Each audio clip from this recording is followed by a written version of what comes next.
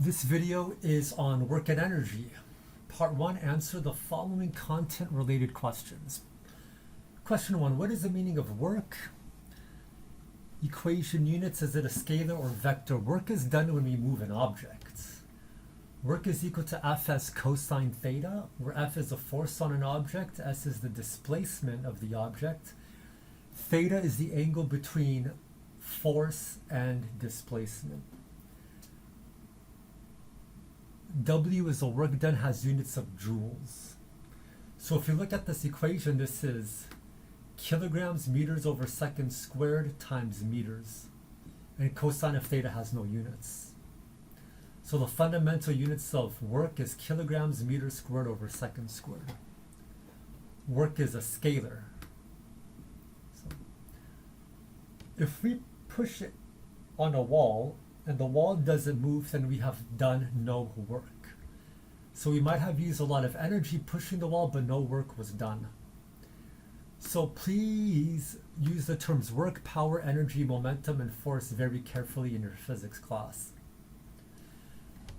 So imagine if you pull an object at an angle 30 degrees above the horizontal. How much work was done by the normal force? Well, look at this equation, Fs cosine theta. The angle between the normal force and the displacement is 90 degrees. The cosine of 90 is 0. So the normal force does no work when you pull it at an angle above the horizontal when it's still on the ground. How much work does the force of gravity do in this situation? Well, if the box just moves horizontally,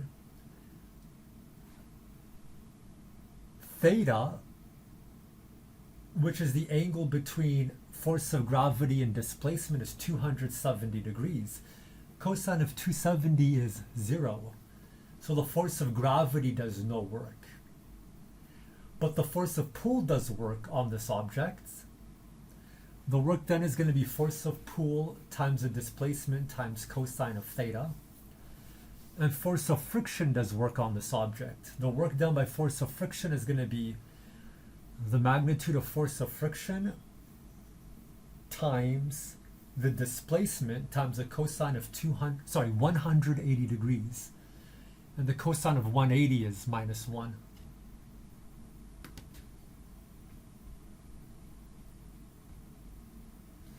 Question 2, what is the meaning of energy units? Is it a scalar or vector? Energy is something we need to do work. Energy is a scalar, has units of joules. So notice that energy and work both have the same units. This means that there is a very close relationship between the two. Question 3, what is the meaning of kinetic energy? Equation, define each variable. Kinetic energy is the energy of a moving object, has units of the equation of kinetic energy is 1/2 mv squared, where m is the mass of the object, v is the speed of the object. It could also be written in terms of momentum, where p is momentum. Hopefully we'll learn about momentum later. But for now, just understand p equals mv. So we could get m squared v squared over 2m, which is equal to 1/2 mv squared. Question 4, what will happen to the kinetic energy of a moving object if its mass halves and speed halves? So the kinetic energy initial is 1/2 mv squared. If the mass goes to 1/2 the mass and the speed goes to 1/2 the speed, we're going to get 1/2 mv squared times 1/8. 1/2 mv squared was the initial kinetic energy. So the kinetic energy of the object will decrease to 1/8 its original value. What will happen to the kinetic energy of a moving object if its mass doubles and speed doubles? That means m becomes 2m and v becomes 2v. So we get 1/2 mv squared times 8. So 1/2 mv squared is the initial kinetic energy. And 8 in the numerator tells us that the kinetic energy of the object will increase 8 times. Part C, what will happen to the kinetic energy of an object if its mass decreases by 3 and its speed increases by 4? So mass becomes 1/3 mass and speed becomes 4 speed. So we could factor out 1/2 mv squared, and we're going to get 16/3 in the parentheses. So the kinetic energy of the object increases by 16/3 times. That's like 5 1/3. Question 5. What is the meaning of potential energy? Potential energy is the energy of an object depending on its location. Question 6. What is the meaning of gravitational potential energy? What is the meaning for gravitational potential energy of an object? Sorry, what is the equation for the gravitational potential energy of an object near the surface of a planet? Define each variable. So gravitational potential energy is the energy of an object. Remember, all objects have mass and volume, depending on its location from another object. So near the surface of a planet, the change in gravitational potential energy is mg delta h.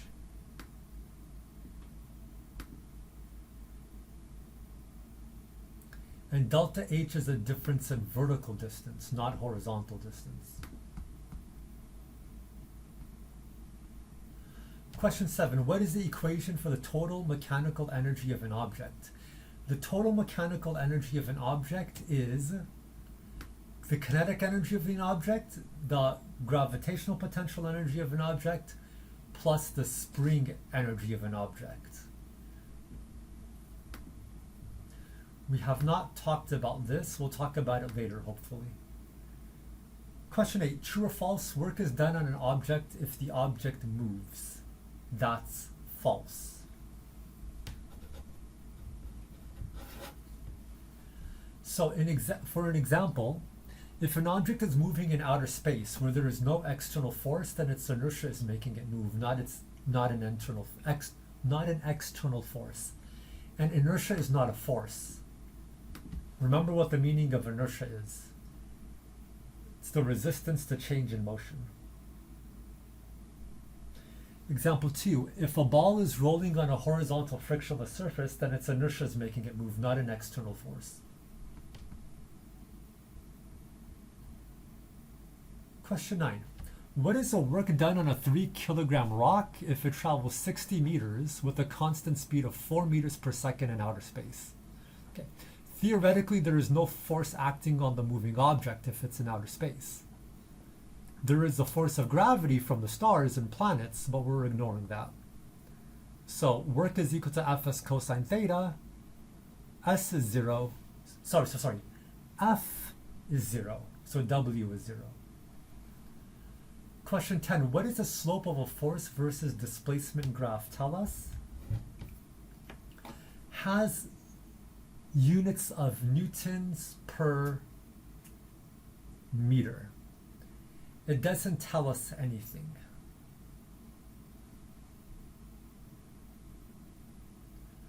Question 11. What is the area under a force versus displacement graph tell us? Has units of joules. So the area under a force versus displacement graph tells us the work done on the object. Question 12. What is the meaning of and the equation for the law of conservation of energy? The law of conservation of energy tells us that energy can never be created or destroyed. It can only be transferred from one form to another. So here we have initial energy equals final energy. So a lot of times you're going to see this equation here. Initial kinetic energy plus initial potential energy equals final kinetic energy plus final potential energy. And if you move everything to one side, delta kinetic energy plus delta potential energy equals 0. Question 13. What are some characteristics of a Sankey diagram? Sketch a simple Sankey diagram. So the thickness of the arrow is directly proportional to what we are measuring. So this is a Sankey diagram, and please go to this website, sankeymatic.com, to make your own Sankey diagram. So you could see solar has a very thin yellow line. That means we're not getting much energy from solar. Petroleum has a very thick, dark green line. That means we are getting a lot of energy from petroleum. Sankey diagrams make reading diagrams very clear. Once again, the thickness of the arrow is directly proportional to what we are measuring or showing. Question 14, what is efficiency? Equation units, is it a scalar vector? So efficiency has the Greek units, uses the Greek units eta. It's output energy over input energy, or output power over input power, has no units. It's a number between 0 and 1, and it's a scalar. So if energy is close to 1, if efficiency is close to 1, then very little energy is lost. So energy in is close to energy out. If efficiency is close to 0, then a lot of energy is lost. So energy in is a lot greater than energy out.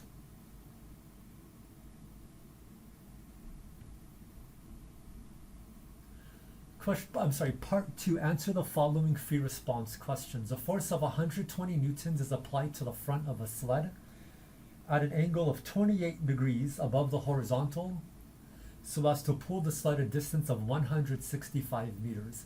How much work was done by the applied force? This is force pull. This is displacement. This is cosine of theta, which is the angle between the force of pull and the displacement.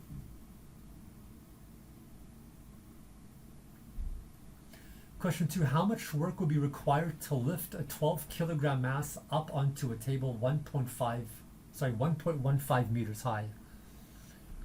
We're going to use the equation force of gravity times delta y cosine theta. So this is the force of gravity here. This is delta y. And theta is going to be 0 degrees.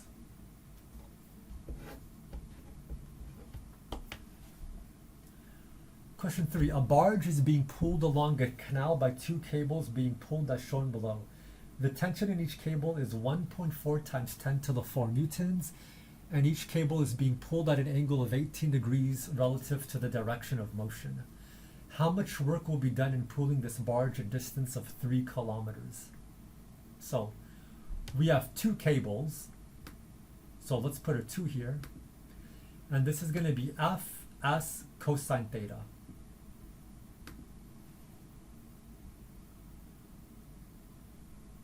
Question 4.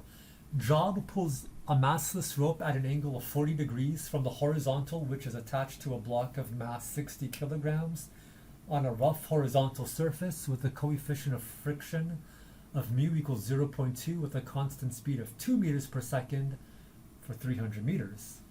Part A, draw a free body diagram. Circle the object, label the forces. Part B, use Newton's second law of motion to find force of pull.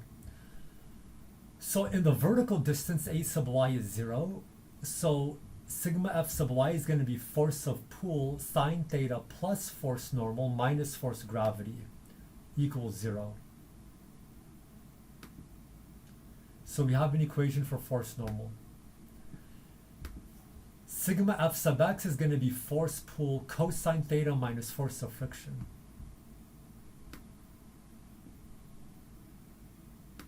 Force of friction is mu force normal.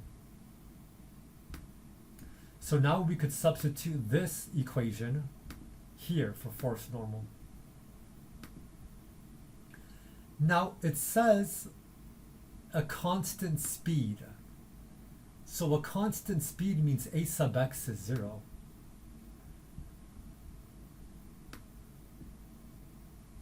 So that's why we have it equaling 0 newtons. So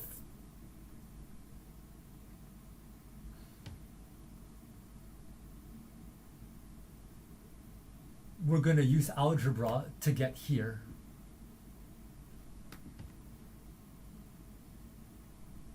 And then solving for force of pull, we obtain this equation. Part C, how much work was done by job? Well, work is equal to Fs cosine theta. So force of pull is 132, or this equation here, which is here. S is 300 meters, because that's given to us in the problem, times the cosine of 40 degrees, because 40 degrees is also given to us in the problem.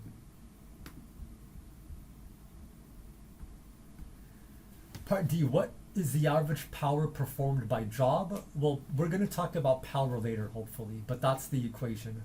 Delta W over delta T.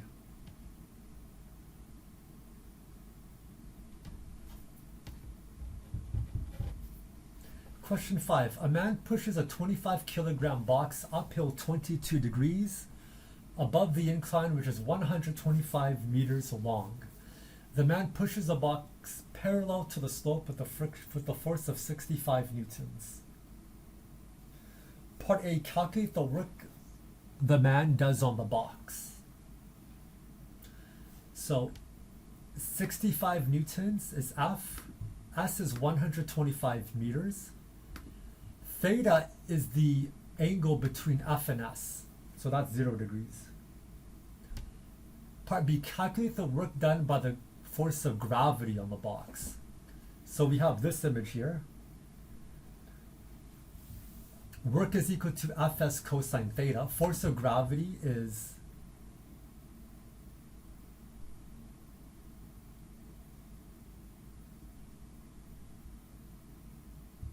this should say 65 kilograms. No, I apologize. This should say 25 kilograms here. 25 kilograms. So this is the force of gravity, mg. So this is mg, that's F, this is S, and this is the angle between F and S, 112 degrees.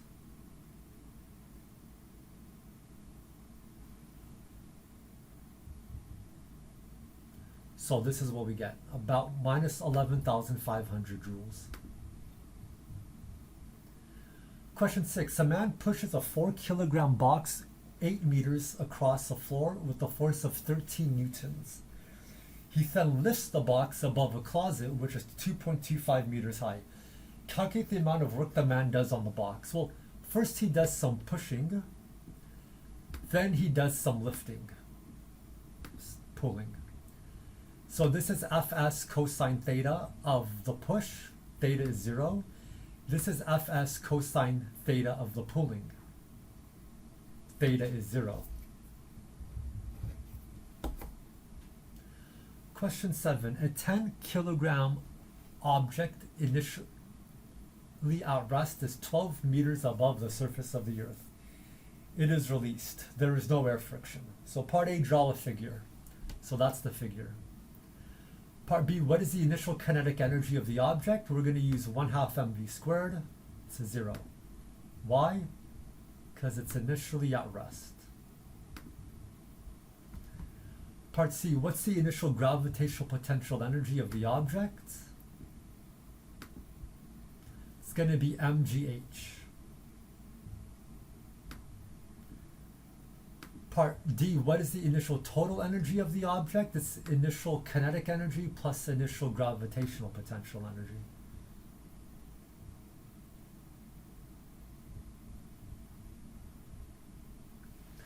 Part E, what is the kinetic energy of the object when it is halfway to the surface? When it's halfway to the surface, we could use the Suvat equation. Or we could use the law of conservation of energy.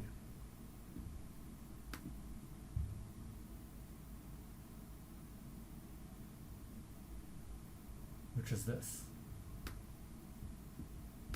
So part E is asking us for the kinetic energy of the object when it's halfway to the surface. The equation for kinetic energy is 1/2 mv squared. So we have to use this equation, 1/2 mv squared. So the first way of solving this is solve for V and then plug it into the equation 1/2 mv squared. Or we could just use the law of conservation of energy. Total energy initial equals total energy final, which is this.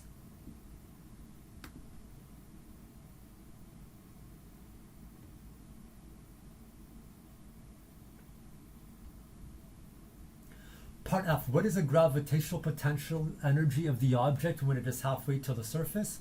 Use the equation mg delta h.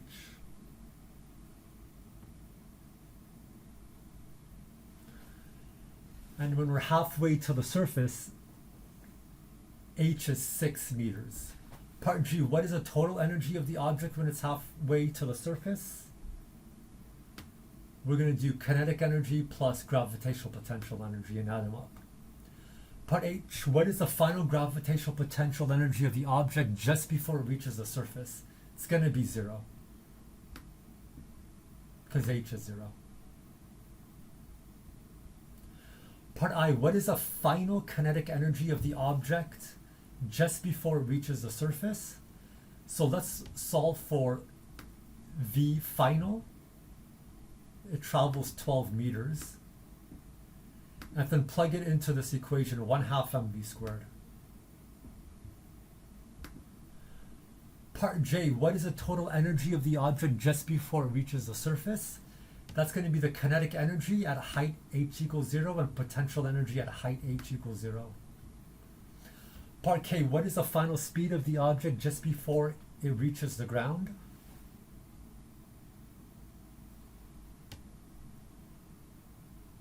It's this over here. 1/2 mv squared is equal to kinetic energy, and we know m, so we could just solve for v.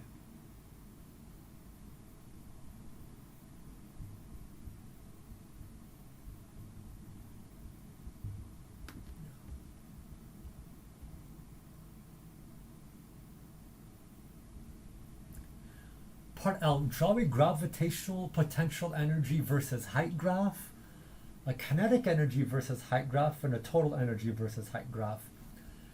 As you could see, when we're at a height 12 meters, once we drop it and the height decreases, you could see the green line, the kinetic energy increases.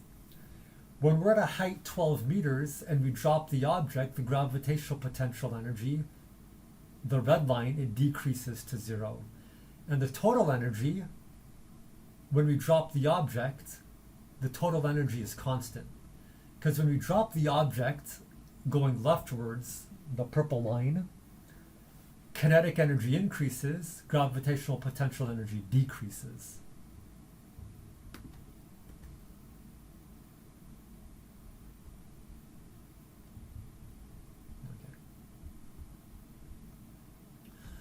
In question 7, we threw something up. Now we're going to draw, in question 7, we dropped something from rest. Now in question 8, we're going to throw something up. Jethro throws a 5 kilogram object from the surface of Earth vertically upwards. With an initial speed of 8 meters per second, there is no air friction. So part A, draw a figure. Part B, what is the initial gravitational potential energy of the object? We'll use the equation mgh. H is 0. Part C, what is the initial kinetic energy of the object? Use the equation 1/2 mv squared. Part D, what is the initial total energy of the object? That's part B plus part C. Kinetic energy plus potential energy. Part E, what is the maximum height the object will travel. So at the top, the kinetic energy is 0 joules. So all of the energy is transferred to gravitational potential energy.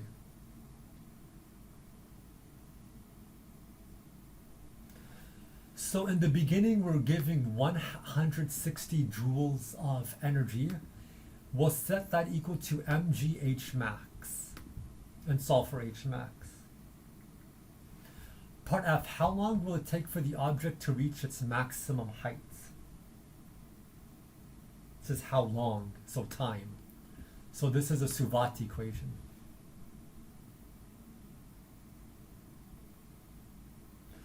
Part G, what is the gravitational potential energy of the object when it's halfway to its maximum height?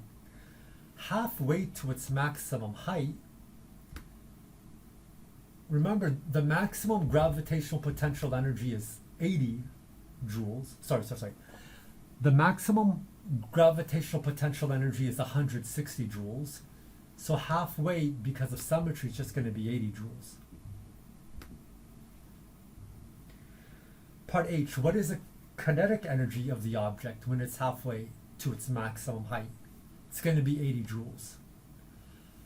Part I, what is the total energy of the object when it's halfway to its maximum height?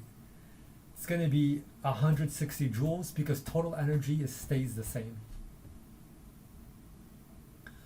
Part J, what is the gravitational potential energy of the object when it reaches its maximum height? It's 160 joules. Part K, what is the kinetic energy of the object when it reaches its maximum height? It's 0 joules. Part L, what is the total energy of the object when it reaches its maximum height? Because of the law of conservation of energy, it's going to be 160 joules.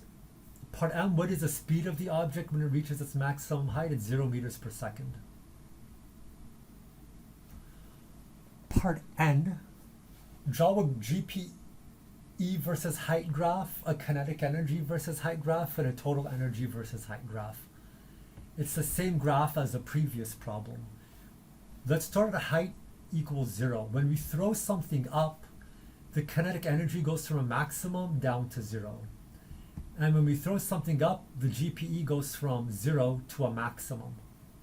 And when we throw something up, the total energy is a horizontal purple line. It stays the same.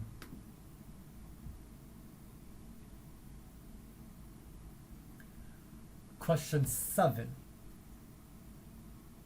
An 8-kilogram object is falling vertically, freely, with the speed of 40 meters per second at an elevation of h1. What will be the speed of the object after it has fallen a distance of 70 meters? So use the law of conservation of energy.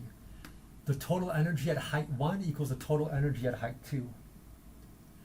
So the gravitational potential energy and the kinetic energy at height 1 equals the gravitational energy plus the potential energy at height 2.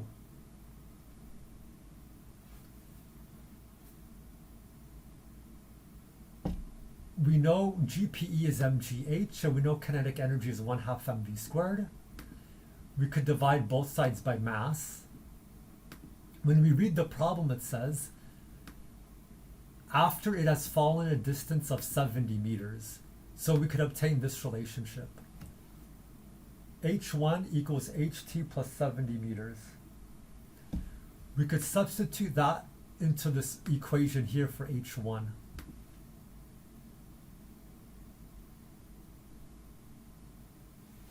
So now we only have h2.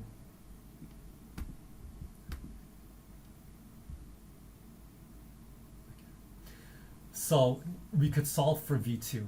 It's 54.5 meters per second, about. Question 8.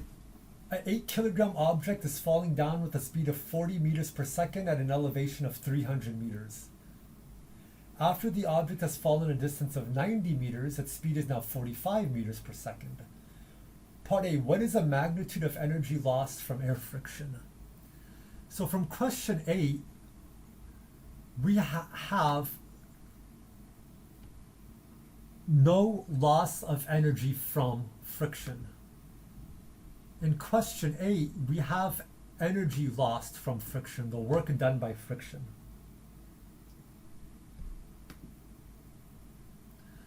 So we're going to plug in everything that was given to us, and we could obtain this value. So that's how much energy was lost from friction. So as you could see from this equation, total energy initial does equal total energy final, but as GPE decreases, KE does not increase at the same rate. Air friction takes away some energy. Part B, what is the magnitude of the force of air friction during this 90 meters? Work is equal to Fs. So solve for force of friction.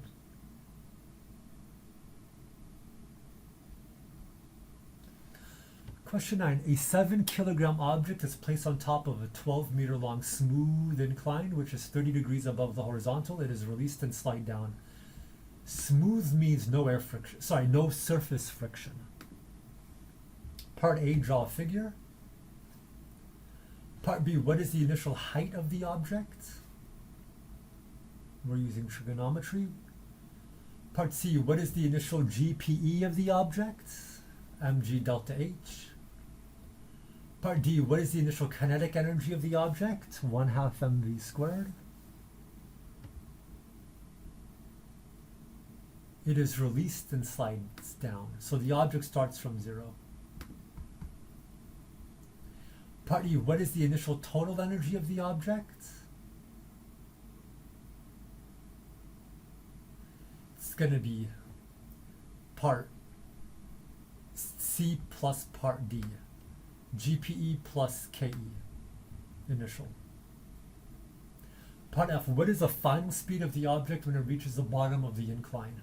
So we're going to use a law of conservation of energy. In the beginning, there's no kinetic energy. In the end, there's no gravitational potential energy. So just solve for V2. Part G, what is the final kinetic energy of the object? The final kinetic energy is equal to the initial gravitational potential energy, which is this. Because as the object slides down, KE increases and GPE decreases. Part H, what is the final GPE of the object? It's 0 because H is 0. Part I, what is the acceleration of the object? We're going to use a Suvat equation. Part J, how long does it take for the object to reach the bottom of the incline? We're going to use another Suvat equation. Question 10. A 4 kilogram block is placed on top of a 20 meter long rough incline, which is 30 degrees above the horizontal. The box is released and slides down. So, question 9, it was a smooth incline. Question 10, it's a rough incline. So part A, draw a figure. Part B, what is the initial height of the object? That's trigonometry. Part C, what is the initial gravitational potential energy of the object? mgh. Part D, what is the initial kinetic energy of the object? It starts from rest. So V is 0. Part E, what is the initial total energy of the object? It's initial gravitational potential energy plus initial kinetic energy. So it's part C plus part D. Part F, what is the normal force acting on the block? Sigma F sub y equals ma sub y. A sub y is 0. We have force normal cosine theta. Sorry, force normal minus force of gravity cosine theta equals 0. And solve for force normal. Remember, circle the object, label the forces, put an x and y axis, use Newton's second law. Part G, what is the force of friction acting on the block? Force of friction is equal to mu F normal. Part H, what is the final speed of the object when it reaches the bottom of the incline? So, use the law of conservation of energy. Notice we have a work done by friction on the right-hand side. and work is equal to Fs. So we could solve for V final.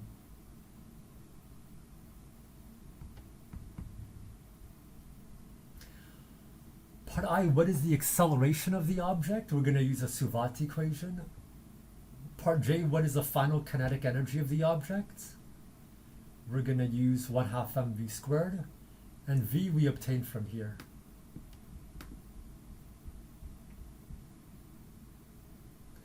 Part K, what is the final GPE of the object? Well, H is 0. Part L, what is the final total energy of the object? It's going to be the potential energy at the surface plus the kinetic energy at the surface. Part M, how long will it take for the object to reach the bottom of the incline? Use a Suvat equation. Part N, how much energy was lost by the block?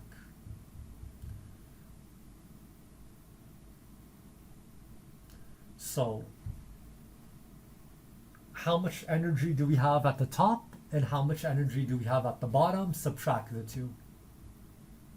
Take the magnitude. Question 11. A block with a mass of 3.5 kilograms begins from rest and slides down a ramp which has a vertical length of 12 meters. 35% of the initial GPE is lost from air and surface friction. Calculate the speed of the block when it reaches the bottom. So we have this here.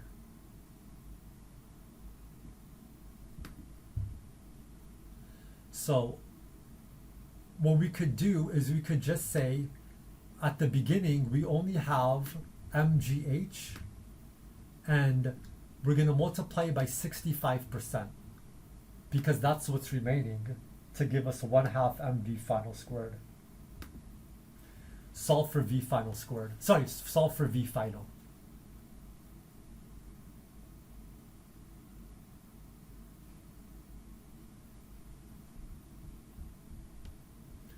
Question 12.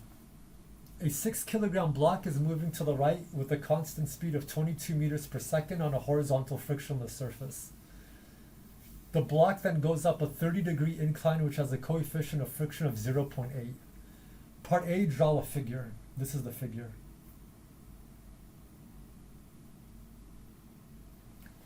It says frictionless on the horizontal surface, and then it says the incline has a coefficient of friction. That's why the incline here has a coefficient of friction. Part B, how many meters up the incline and how high does the block move? So first we'll use Newton's second law for sigma f sub y when it goes up the incline. Then sigma f sub x equals ma sub x. This equation will not be used for this problem. Then we're going to use the law of conservation of energy.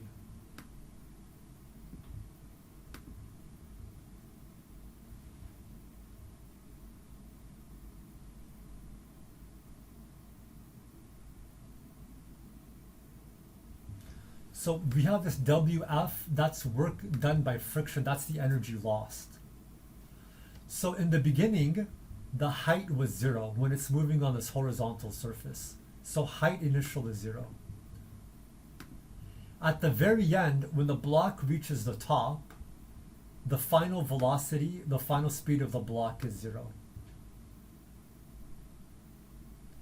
And force of friction is equal to mu force normal. And what is force normal? It's mg cosine theta. So it's mu mg cosine theta. So here, this is algebra or geometry. Height is equal to d sine theta, where d is the distance the block moves up the incline. And we have a d here also.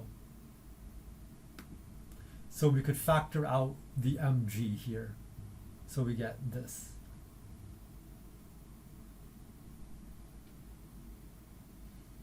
And we could do more factoring to obtain this equation. So we get 20.7 meters is the distance the object goes up the incline. Using trigonometry, 10.3 meters is the vertical height the object goes up. Question 13. A child which has a mass of 23 kilograms is sitting on a swing. The ropes of the swing are 5.2 meters long, and the child is pulled back until the angle between the ropes of the swing and the vertical is 35 degrees as shown below. The child is released and allowed to swing back and forth. What is the GPE relative to the lowest point reached by the swing as it swings back and forth of the child at the moment the child is released? Well, we need to find the height. This is the height above from h equals 0.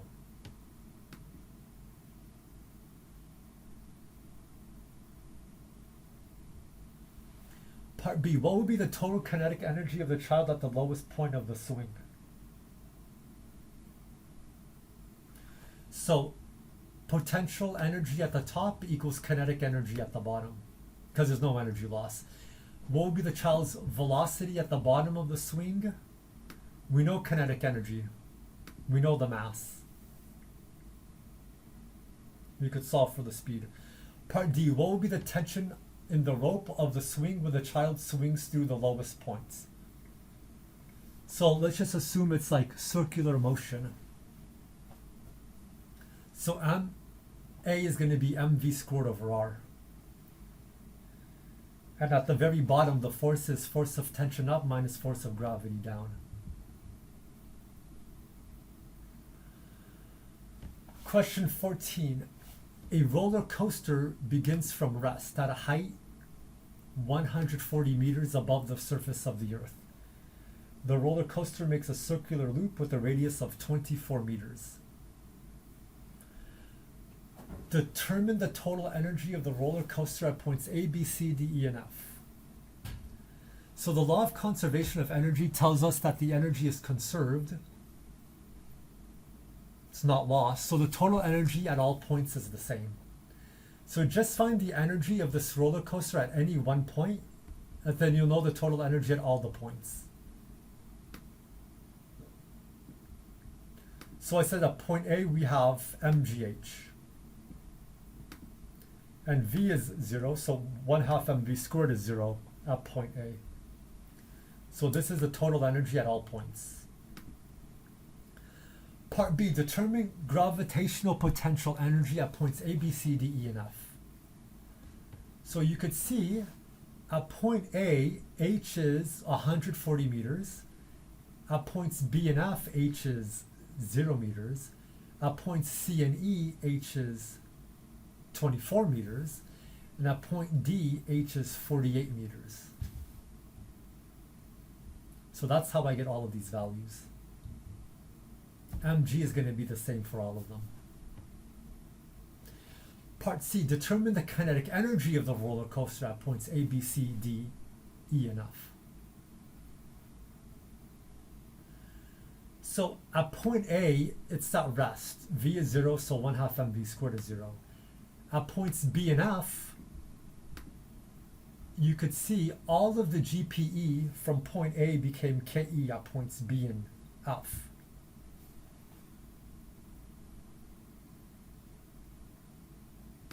So that's why we have 5.84 times 10 to the 5 joules at points B and F. At points C and E, we just need to take the total energy and subtract it by the potential energy, mgh. Same thing with point D. We take the total energy here and subtract it by mgh.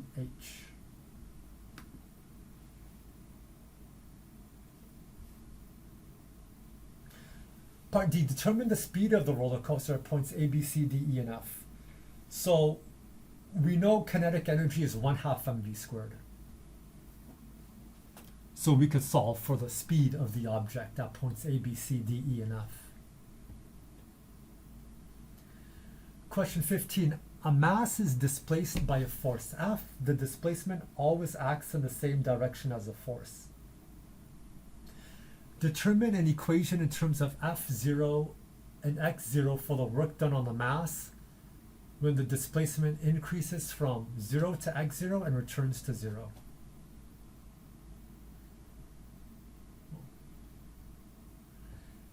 This is a mistake. It should not say determine an equation. Yeah, determine an equation, that's correct. The work done on the object is independent of the path taken. We only care about the initial position and the final position. So, because the object returns to 0, the displacement is 0. So that's why the work done is 0, because the displacement is 0.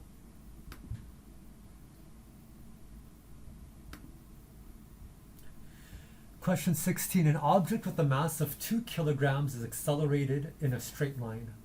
The graph below shows how the acceleration of the object varies with displacement. Calculate the work done on an object. Well, for an acceleration versus displacement graph, the area under the curve have the same units as work. So the area tells us the work done on the object.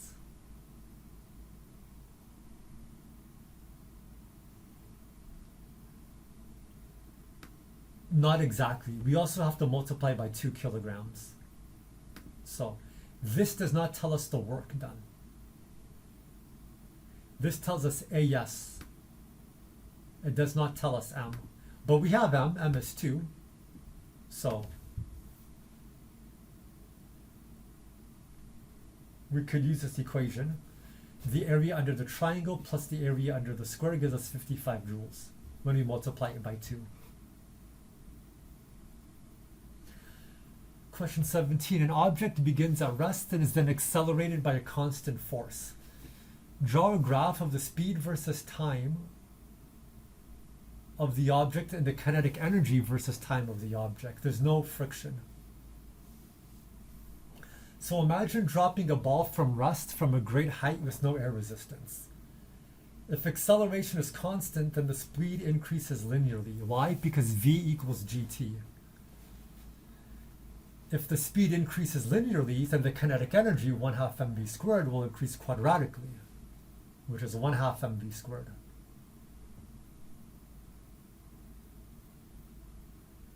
Question 18.